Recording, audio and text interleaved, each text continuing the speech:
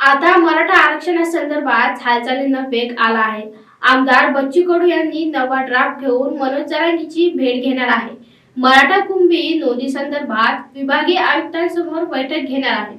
जरांगे साहेबांनी लिहून दिलेलं होतं सत्तेच्या संदर्भात. आता बऱ्यापैकी जो प्रारूप आम्ही आपल्या सरकारनं मान्य केला तो त्यांना जरांगे पाटलांना दाखवणार आणि त्याच्यात अधिक काही बदल काय असेल किंवा ते मान्य झालं तर मग त्याला अधिसूचना करून आपण त्यांच्या मागण्या पूर्ण तुम्हाला माहिती आहे. तुम्ही जो ड्राफ्ट आणलाय त्याच्यातून तुम्हाला वाटतं का की मला तर वाटतं 100% म्हणजे आम्ही एकही शब्द इकडे तिकडे केलेला दिसत नाही. त्यांनी जे सांगितलं तसं आणलंय तसंच आणलेलं आहे करून बऱ्यापैकी. त्याचा आता किंवा तथा काय असेल येईल देणार हे अशा 2-3 काय ते म्हणते ना काना मात्रा शिल्लक राहिलेला आहे. तो बऱ्यापैकी मला असं वाटतं का 2-3 म्हणजे पहिली एक अधिसूचना आपण निघाली 33-34 आपण म्हटलं होतं ते अधिसूचना आता उद्या कायम होऊन जाईल. तो नियम आपला झाला. पुन्हा एक आजपासून ते लागू होईल आणि आता एक नवीन अधिसूचना आपण अधिक पुन्हा त्र्यंबकेश्वर किंवा राक्षस भवन किंवा जे काही देवी अशा ज्या काही देवीच्या लसीकरण झालं त्या नोंदी सगळ्या समाजासाठी उपयुक्त म्हणजे एकाच समाजासाठी नाही तर त्या नोंदी ह्या इतरही समाजात कशा उपयुक्त ठरेल ते पण म्हणजे आता आपण 2 झालंय. एक तर पुरावे म्हणून काय पकडावे ते एक आणि दुसरं सगळे सोयरे म्हणजे काय नेमकं कोणाला ते दोन्ही गोष्टी त्यांनी ज्या सांगितल्या आणि आता आम्ही विभागीय आयुक्ताकडे जातोय. मला वाटतं आज जिथे जिथे नोंदी सापडल्या असेल भेटल्या असेल त्या गावात त्याची यादी लागणे भाषांतरित करून यादी लागणे आणि तिथे कॅम्प म्हणजे जरांगे साहेबांनी सांगितलं होतं त्या पद्धतीनं ते कॅम्प वगैरे सगळं नियोजन झालेलं आहे. मला वाटतं ते कॅम्प सुरू झालेले आहे. त्याचाच आढावा घेऊन आता आम्ही विभागीय आयुक्ताकडे जातो आणि गुन्हे मागं करण्याच्या संदर्भात जे किरकोळ आहेत त्याच्या संदर्भात आणि गंभीर तर गंभीरची यादी वेगळी काढल्या जाईल आणि किरकोळ आहे त्याची वेगळी यादी तयार करून त्याचीच पण प्रोसेस आता जेव्हा तर मी आता आयुक्त करत 1-1.5 तास थांबतोय सगळा आढावा घेतो. IG आणि आयुक्त आणि कलेक्टर असं मिळून त्याला काय झालंय का निर्णय घेतला गेले पण खाली जे पाहिजे होतं जो प्रभाव खाली जे कारवाई व्हायला पाहिजे होती ते पाहिजे त्या प्रमाणात झाली नाही. हे जरांगे पाटलांचं म्हणणं अगदी बरोबर होतं.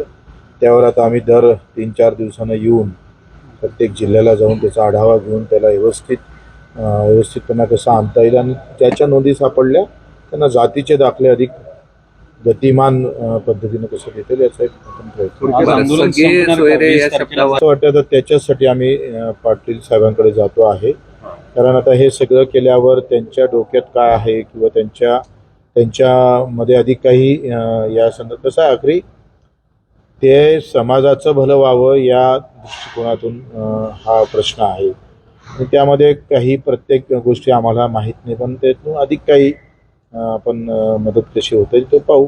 हे सगळ्या गोष्टी जरांगे साहेबांसोबत चर्चा करूनच समोर जात शब्द तुम्ही ठेवणार आहेत का त्याला काही पर्यायी शब्द तुम्ही आजच्या ड्राफ्ट आता पहिले चर्चा होऊ द्या. जरांगे पाटील साहेबांशी चर्चा होईल आणि चर्चा झाल्यानंतर मग मला वाटतं आखरी आमची भूमिका दोनही आहे. एक तर सरकार म्हणून आहे आणि कार्यकर्ता म्हणून सुद्धा आहे आणि त्यांच्या समाजाच्या दृष्टिकोनातून काय व्यवस्थित आहे ते जरांगे पाटलांनी करावं असंही माझं मत आहे आणि त्यांनी मागं घ्यावं आंदोलन किंवा असं आखरी मागं केव्हा घ्यावं जेव्हा समाजाचं भलं होत असेल आणि तेव्हाच ते मागं घेईल. आमचं काही असं नाही आहे की बाबा तुम्ही एवढं तर केलं आता मागं घेतलं पाहिजे असा विषय नाही आहे. आज तुम्ही जो ड्राफ्ट घेऊन जात आहात तो घेतल्यानंतर किंवा तो वाचल्यानंतर आंदोलन किंवा मुंबईला जाण्याचा जो निर्णय तो मागे घेतील असं तुम्हाला वाटतं का? मला वाटतं ह्या वाटते का नाही वाटत काय इतका तर तज्ज्ञ मी नाही आहे की त्यांनी ते वाचून काय निर्णय घेते तो त्यांचा निर्णय आहे. समाधान होईल असं आहे का? हां बऱ्यापैकी आम्ही तो प्रयत्न केला. शिंदेसाहेब स्वतः मला वाटतं आम्ही 4 तास कालपासून म्हणजे मी काल 3 वाजतापासून बायकार निघालो इथे थांबलो इथून मुंबईला बायकार गेलोय आम्ही तिथे सगळं 3-4 तास म्हणजे 12-1 वाजेपर्यंत त्याच्या आत आम्ही सगळं तयार करून डेप्युटी CM असेल सगळ्यांना विश्वासात घेऊन आणि सगळा समावेशक जिथं कुठल्याही अडचण निर्माण होणार नाही या सगळ्या दृष्टिकोनाचा विचार करून त्यात जरांगे पाटलांची जी काही समाजाची मागणी आहे त्यालाही कुठं बाधा येणार नाही या सगळ्या गोष्टीचा विचार करून 3-4 घंटे आपण प्रत्येक शब्द न शब्द आपण त्याच्यात पाहिलेला आहे आणि त्याच्यात मला वाटतं का समाधान होईल. आता विभागीय होणार आहेत आणि काय विषय आहेत? आता मी सध्या सगळे जिल्ह्या या विभागाचे सध्या तरी मराठवाडा, नंतर आपण सचिव स्तरावर पूर्ण विभागीय आयुक्ताच्या बैठकी म्हणजे मराठवाड्याच्या बाहेर जे काही इतर विभागामध्ये जे काही नोंदी सापडल्या त्या संदर्भात आणि आता मराठवाड्यापुरतं म्हणजे जे काही 8-9 कलेक्टर आहेत त्यांच्यासोबत SP आणि IG आणि आयुक्त असं एकंदरीत आपण बैठक घेऊ. तर आता मनोज जरांगेंनी मला वाटतं असं एकनाथ शिंदेजीनं जो काही पवित्र उचललेला आहे तुम्हाला माहीत आहे का, इथे 40 ते 45 दाखले फक्त मिळत होते. आज तिथं 12,000 जातीचे दाखले एकंदरीत आत्तापर्यंत भेटले. मला माहीत आहे का तो आकडा फार मोठा नाही आहे, समाधान करणारा नाही आहे, परंतु पूर्वीपेक्षा ते जास्त आहे. एकंदरीत आपण जर आता विचार केला तर शिंदे समिती असेल आणि त्यानंतर काही जे काही उपाययोजना शिंदे साहेबांनी केलेल्या आहे त्या मारण्यासाठी निश्चितच केल्या नाही, त्या जगवण्यासाठीच केलेल्या आहे. आणि जरांगे साहेबांनी सुद्धा जरांगे साहेबांना सुद्धा ते माहीत आहे तर असं होणार नाही. शिंदे साहेबांच्या भूमिका अतिशय सकारात्मक आहे आणि सकारात्मकच याच्यातून चांगला मार्ग निघाला. आज तुमचा प्रयत्न आहे? नाही, बिलकुल नाही. आखरी कसं आहे, स्थगित आणि वेळ वाढवण्यासाठी आम्ही इथं आलो नाही आहे. माझं असं मत आहे का एकंदरीत समाधान झालं पाहिजे.